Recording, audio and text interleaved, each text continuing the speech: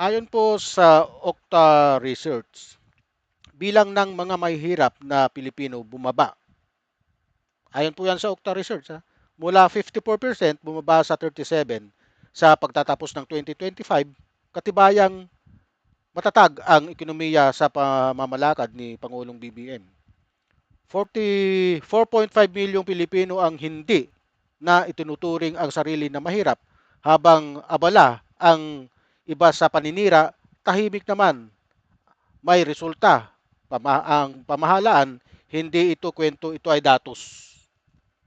Habang maingay ang paninira at paulit-ulit ang pananakot ng mga sanay sa gulo, tahimik na gumagana ang pamahalaan ni BBM. Hindi perpekto pero malinaw ang direksyon. Bumaba ang bilang ng Pilipinong itinuturing ang sila'y mahirap. Ayon mismo sa datos, sa huli, resulta ang tunay na sukatan ng pamumuno, hindi sigaw, hindi mura, hindi nostalgia. Kung may ayaw man, hindi datos ang binabagsak nila. Ego nila ang nasasaktan.